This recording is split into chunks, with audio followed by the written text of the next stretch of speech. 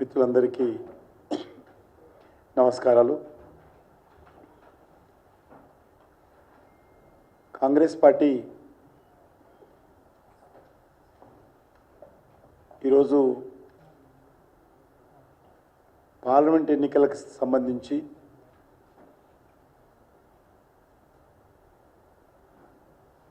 కొత్త మేనిఫెస్టో తెలంగాణ కోసం ఇచ్చింది.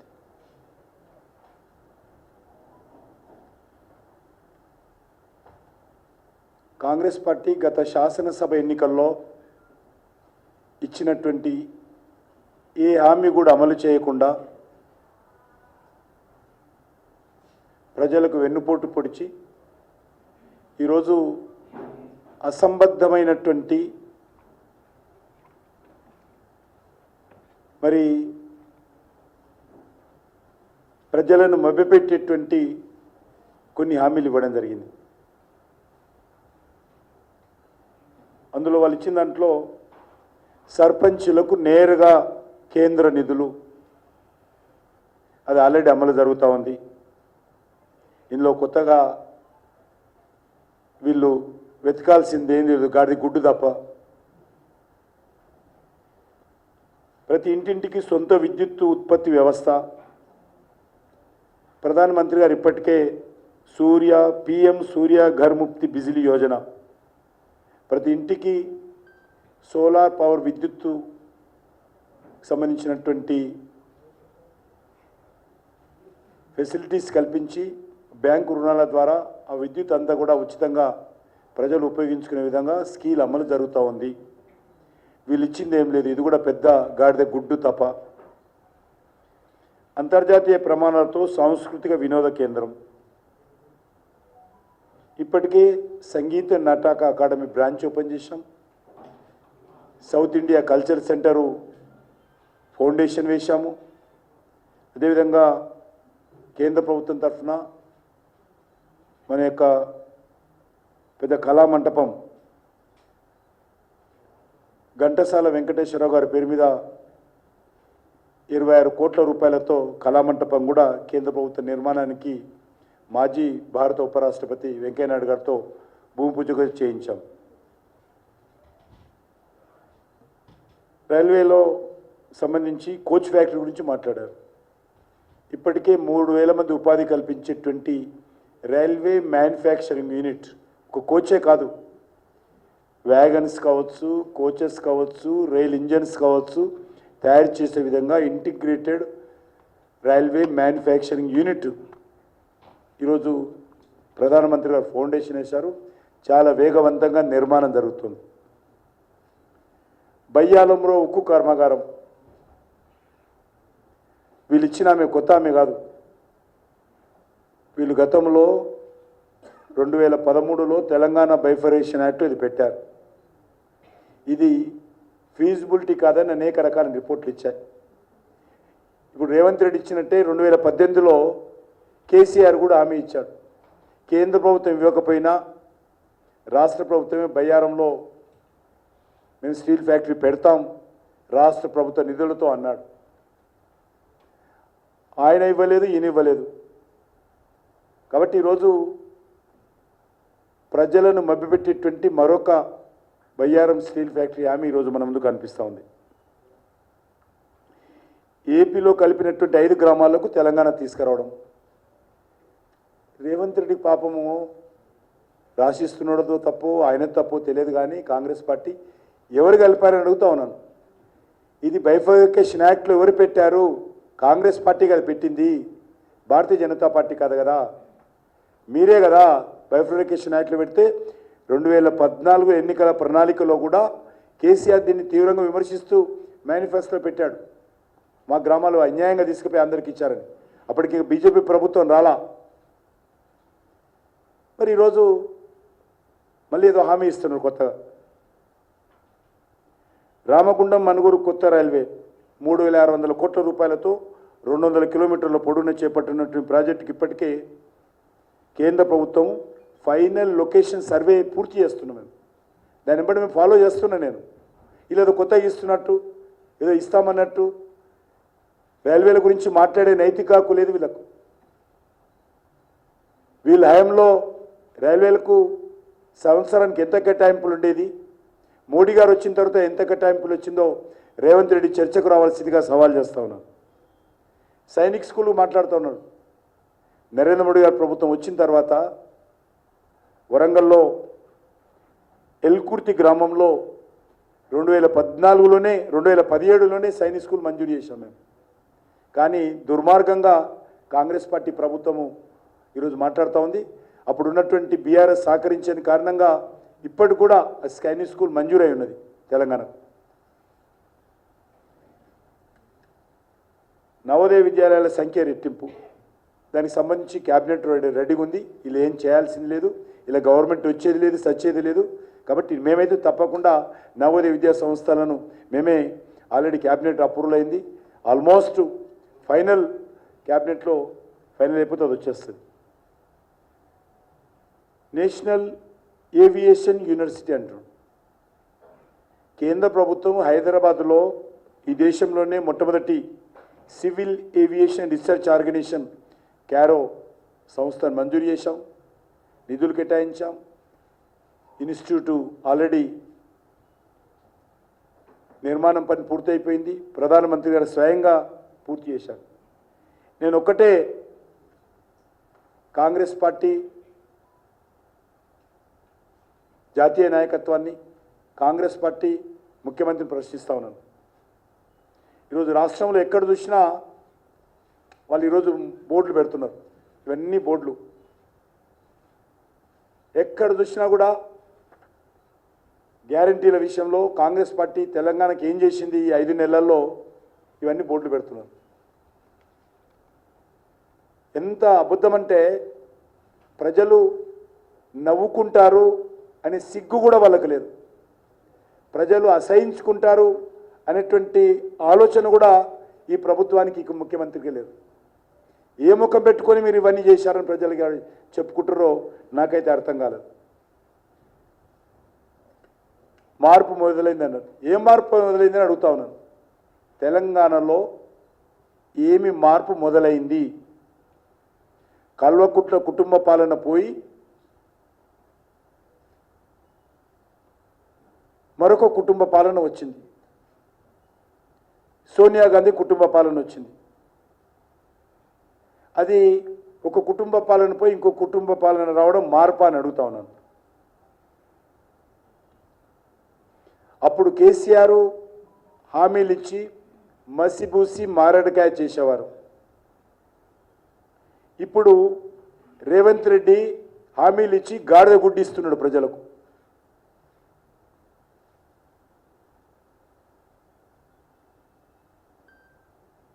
అవినీతి అక్రమ పాలన కేసీఆర్ నాయకత్వంలో ఉండేది. ఇప్పుడు వచ్చినటువంటి 5 నెలల్లోనే కాంగ్రెస్ పార్టీ అవినీతి మార్కు ఈరోజు రేవంత్ రెడ్డి గారు చూపిస్తున్నారు. ఈరోజు తెలంగాణ ప్రజల్లో వచ్చిన మార్పు కాదు. మార్పు ఏమైందంటే పెంక మీద నుంచి పొయ్యిలో పడ్డ మార్పు అయింది ఈరోజు తెలంగాణ ప్రజలు. ఇన్ని రోజులు కేసీఆర్ హయాంలో, బీఆర్ఎస్ హయాంలో పెంక మీద మనం నలిగిపోయేటువంటి వాళ్ళం. ఈరోజు పెంకలో నుంచి పొయ్యిలో పడ్డట్టుగా తెలంగాణ ప్రజల బ్రతుకుల్లో మార్పు వచ్చింది తప్ప కాంగ్రెస్ పార్టీ పాలనలో మెరుగైనటువంటి మార్పు రాలా. వీళ్ళు ప్రచారం చేసుకుంటున్నారు మార్పు వచ్చిందని. నేను ఒకటే అడుగుతా ఉన్నాను.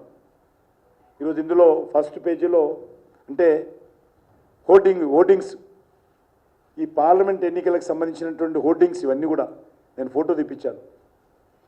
28,942 ఉద్యోగాల భర్తీ అన్నాడు. నాకైతే అర్థం కాలేదు. మరి ఈ నియామకాలకు సంబంధించి నోటిఫికేషన్లు రేవంత్ రెడ్డి వచ్చినాక ఇచ్చారా? పరీక్షలు ఏమైనా వీళ్ళు నిర్వహించారా? లేక ఫలితాలు ఏమైనా ప్రకటించారా? ఇంటర్వ్యూస్ ఏమైనా చేశారా? ఈరోజు గత ప్రభుత్వం చేసి పెండింగ్లో ఉన్నటువంటివి వీళ్ళు వచ్చిన తర్వాత రెడీ ఉన్నటువంటి అపాయింట్మెంట్ లెటర్స్ ఇచ్చి ఈయన ఖాతాలు వేసుకుంటున్నాడు. ఈరోజు ప్రజా పరిస్థితి ఏంటంటే తెలంగాణ ప్రజల పరిస్థితి కొండ నాలుకకు మందేస్తే ఉన్న నాలుక పోయినట్టుగా ఈరోజు తెలంగాణ ప్రజల బతుకు ఏర్పడింది. కేసీఆర్ పీడ పోవాలని కేసీఆర్ను తెలంగాణ ప్రజలు ఓడిస్తే మరొక భయంకరమైనటువంటి దుర్మార్గమైనటువంటి పాలన ఈరోజు అబద్ధాల పాలన గాడిద గుడ్డు పాలన ఈరోజు తెలంగాణ ప్రజలకు వచ్చింది. ఈ 5 నెలల్లో ఏమీ మార్పు రాలా. ఇంకా 1వ తారీఖున ఉద్యోగాల జీతాలు ఇస్తున్నారట. ఎక్కడ ఇస్తున్నారో నాకు అర్థం కాదు. చాలామంది ఉద్యోగస్తులు ఈరోజు ఆందోళన చేస్తూ ఉంటే జీతాలు రావటం లేదని అడ్వర్టైజ్మెంట్లో మాత్రము 1వ తారీఖున ఇస్తుందని చెప్పుకుంటున్నాడు. తెల్ల రేషన్ కార్డుల జారీ అన్నాడు. ఇందులో మార్పు మొదలైంది. తెల్ల రేషన్ కార్డుల జారీ ఈరోజు హైదరాబాద్ రాష్ట్ర రాజధాని మెట్రో పిల్లర్స్ మీద హోర్డింగ్స్ ఇవన్నీ ఒక్క కార్డు అయినా ఇచ్చాడు అడుగుతా ఉన్నాను. సింగిల్ కార్డ్ ఈ 5 నెలల్లో ఏ ముఖం పెట్టుకొని ఈరోజు కాంగ్రెస్ పార్టీ తెల్ల రేషన్ కార్డు జారీ చేస్తున్నట్టు చెప్తున్నారో ఈరోజు తెలంగాణ ప్రజలకు చెప్పాలి. సింగరేణి కార్మికులకు 1 కోటి బీమా నేను ఈరోజు ఫోన్ చేసి అడిగాను. సింగరేణి కార్మికులకు ఎక్కడుంది సార్ 1 కోటి బీమా? అసలు ఏ బీమా లేదంటున్నారు. ఆర్టీసీ ఉద్యోగులకు 21% ఫిట్మెంట్ అడు ఉన్నది పోయింది. ఆర్టీసీ కార్మికులకు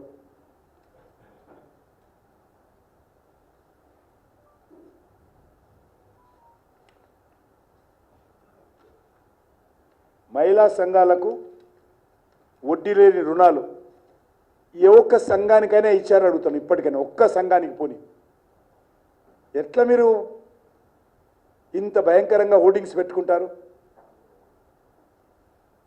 మహిళలకు 10 లక్షల ప్రమాద బీమా ఎవరికైనా ఇప్పటికైనా ఆ బీమా సంబంధించినటువంటి సర్టిఫికెట్ ఇచ్చారా? ఇంకొకటి 100 రోజుల్లో 5 గ్యారంటీలు అమలు అలా హోర్డింగ్ ఇక్కడ మన ఎదురుగా పిల్లర్స్ మీద పెట్టారు. 5 గ్యారంటీలు అమలు అయిపోయిందట. ఆయన నిద్రలో అయిపోయిందో నాకు అర్థం కాదు. కలలు కంటున్నారేమో తెలియదు. లేకపోతే ఈరోజు గాడిద గుడ్డు పట్టుకొని తిరుగుతున్నాడు చేతులలో. హోంగార్డులకు జర్నలిస్టులకు మీకు 5 లక్షల బీమా ఇచ్చారండి. అయిపోయిందా? మీకు 5 లక్షల బీమా అయిపోయిందా? నేను రాసుకున్నాడైనా హోంగార్డులకు జర్నలిస్టులకు 5 లక్షల బీమా ఇచ్చినట్టు రాసుకున్నాడు. ధర్నా చౌక్ పునరుద్ధరణ ఇంతకంటే ఇంకెవరు ఉంటారా? హైకోర్టే ధర్నా చౌక్ పునరుద్ధరించాలని ఆదేశించింది. ధర్నా చౌక్లో కాంగ్రెస్ పార్టీ రాకముందే ధర్నాలు చేస్తున్నాం. కేసీఆర్ మీద ప్రజలు జయించారు. కేసీఆర్ నియంతృత్వం మీద, కేసీఆర్ ప్రజా వ్యతిరేక నిర్ణయాల మీద రాష్ట్ర హైకోర్టుకి వెళ్ళి హైకోర్టు నుంచి తీర్పు తెచ్చుకున్నారు. ప్రజలు ధర్నాలు చేస్తున్నారు. ఈయన కొద్ది ఏం పునరుద్ధరించాడో చెప్పాలి.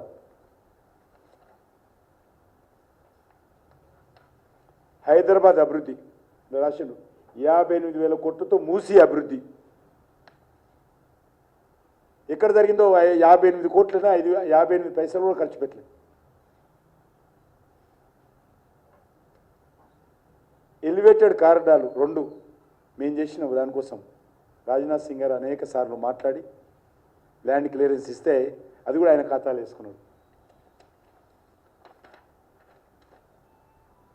దావోస్ నుంచి 40,232 కోట్ల రూపాయల పెట్టుబడి వచ్చిందట. 4 రూపాయలు రాలేదు ఇంతవరకు. కొత్త పెట్టుబడి సంగతి జరగదు. రీజనల్ రింగ్ రోడ్డు ఇలా ఖాతాలు వేసుకున్నారు. రీజనల్ రింగ్ రోడ్డు కర్త కర్మక్య తెలంగాణ బీజేపీ. వీళ్ళ రాకముందే మేము ఆర్డర్స్ ఇచ్చేసేసాం.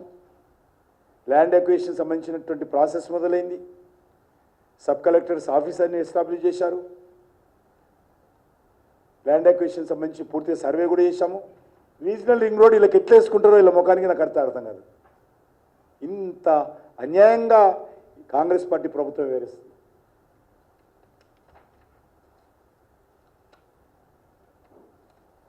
ఆగస్టు 15 రైతు రుణమాఫీ. మీరు చెప్పిందే రోజు డిసెంబర్ 9 మా సోనియమ్మ జన్మదినం రోజు రైతుల 2 లక్షల రుణం మాఫీ చేస్తామని ఈరోజు కాకమ్మ కబుర్లు చెప్తా ఉన్నారు. పంటల బీమా పథకం పునరుద్ధరణ.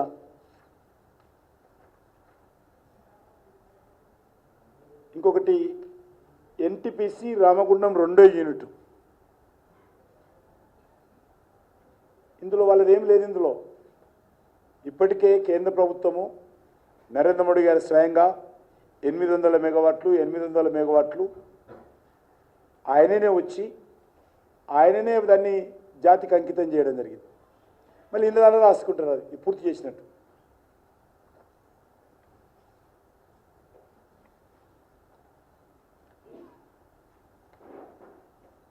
మహిళలకు ఏడాది 1,00,000 సహాయం. అంటే ఎన్ని లక్షల కోట్లు అయితే లెక్కేసుకోండి దేశంలో.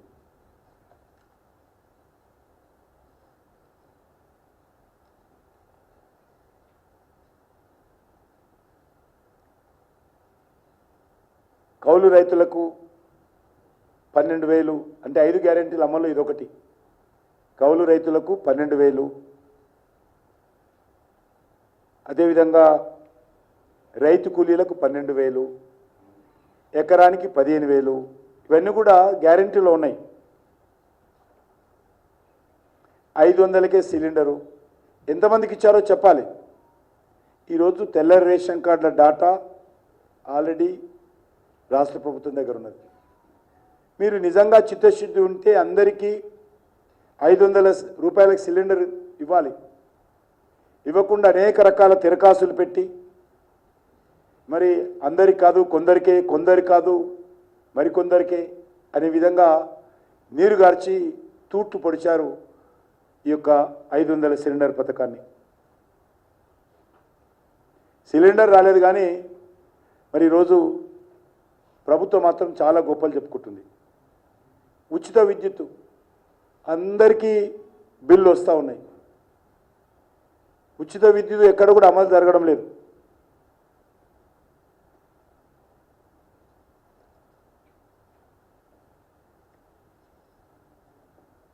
అంతేకాకుండా ఈరోజు ప్రగతి భవన్ కంచెలు కూల్చామని అడ్వర్టైజ్మెంట్ వేసుకున్నాడు ఆయన. కంచెలు కూల్చారు తప్ప మరి అక్కడ వచ్చినటువంటి ప్రజావాణిలో తీసుకున్నటువంటి దరఖాస్తులు ఎన్ని అమలు చేశారో చెప్పాలి. ట్రంక్ పెట్రోలు పెట్టారు, కొన్నేమో చెత్త కుప్పల్లో దర్శనం ఇచ్చాయి, టీవీలలో పేపర్లు వచ్చాయి. మరి ఏ ఒక్కరోజు కూడా ముఖ్యమంత్రి లేడు అక్కడ. ఇంతవరకు ఒక్కరోజు కూడా ప్రజావాణిలో ముఖ్యమంత్రి పాల్గొనలేదు. ముఖ్యమంత్రి స్వయంగా తీసుకుంటాడని చెప్పి ప్రచారం చేశారు మీరు.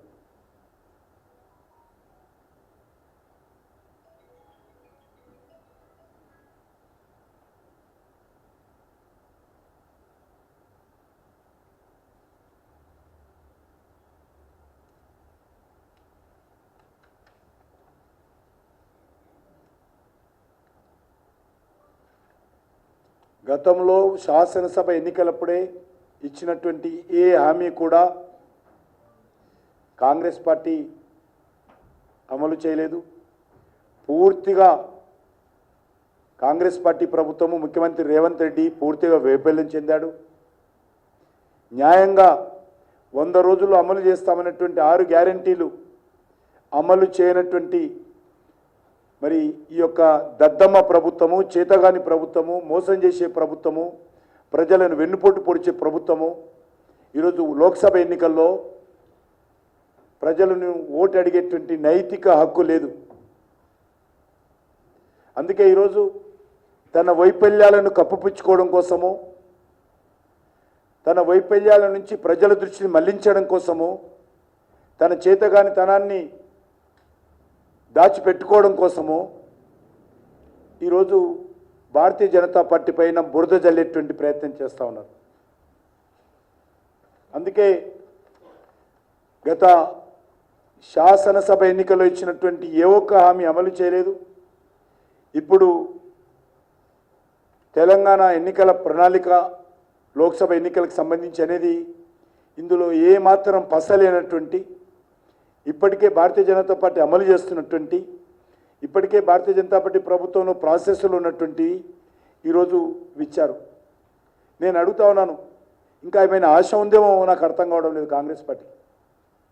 అలా రాహుల్ గాంధీ ప్రధానమంత్రి అవుతాడనో, కాంగ్రెస్ పార్టీ అధికారంలోకి వస్తుందనో ఆశ ఉంటే ఈ రకంగా అయ్యారు. ఆశ లేదు కాబట్టే, మేము అధికారంలో రాము కాబట్టే ఈరోజు పనికిరానటువంటి హామీలు ఇచ్చి, ఏదో ఇచ్చినట్టు హామీలు ఇచ్చి దులుపుకున్నారు. రేవంత్ రెడ్డి గారికి నేను ఈ సందర్భంగా వారు ఏదైతే ఈరోజు ప్రచారాలు చేసుకుంటున్నారో, కాంగ్రెస్ ప్రజాపాలనలో మార్పు వచ్చింది, మేము మరి ఉద్యోగాలు భర్తీ చేశాము, రీజనల్ రింగ్ రోడ్ ఇచ్చాము, మహిళలకు వడ్డీ లేని రుణాలు ఇస్తున్నాము, జీవిత బీమా కల్పిస్తున్నాము అనేటువంటి ఏదైతే మరి అమలు చేయకుండానే అమలు చేసినట్టయితే నటిస్తున్నారో, ఇది పూర్తిగా వాస్తవ విరుద్ధంగా ఈ హామీలు ఉన్నాయి.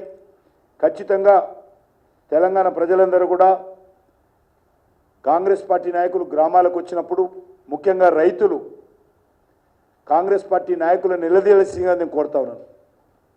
మా 2 లక్షల రుణమాఫీ ఏమైంది? మాకు ఎకరానికి 15,000 ఏమయ్యాయి?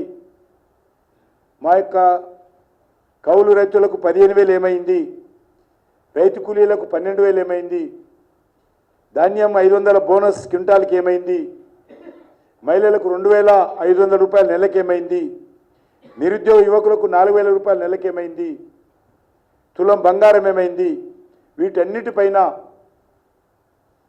కాంగ్రెస్ పార్టీ ప్రజలకు జవాబు చెప్పాలని నేను ఈ సందర్భంగా డిమాండ్ చేస్తున్నాను. వీటి విషయం చర్చించకుండా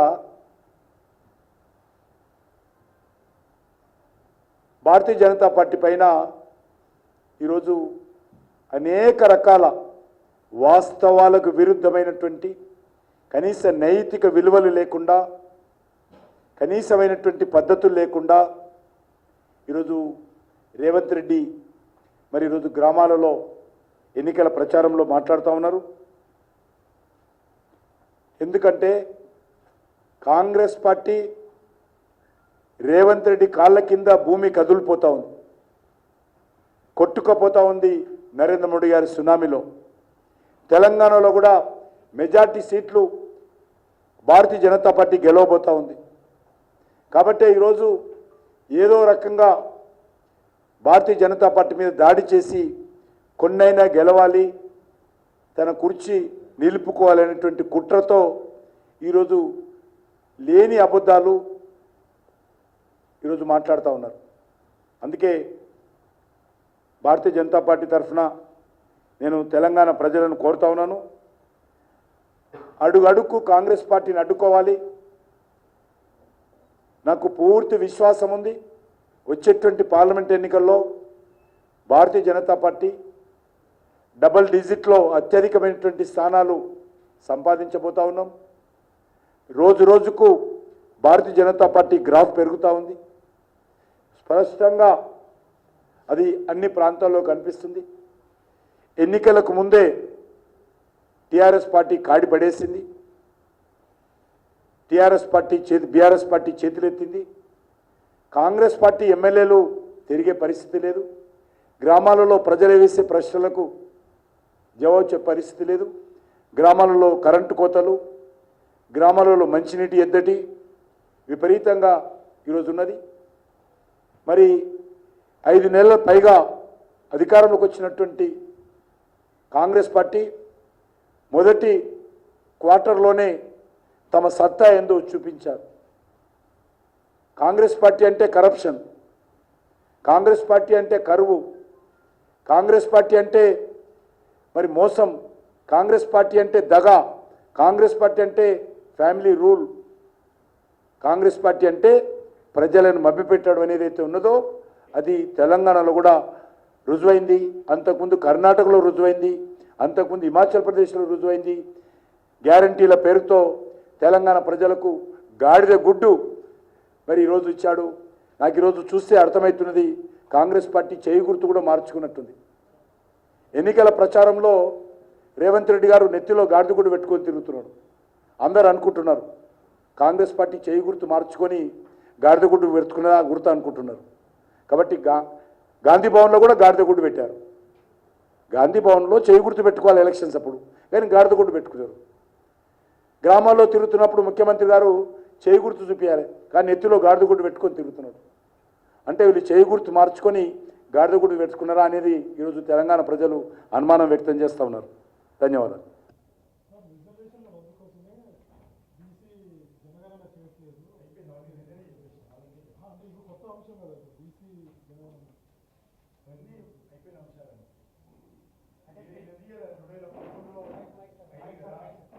రెండు 2011లో జనగణన జరిగింది కదా, వీళ్ళ హయాంలో ఉంది కదా, అప్పుడు వాళ్ళు ఎందుకు చేయలేదు?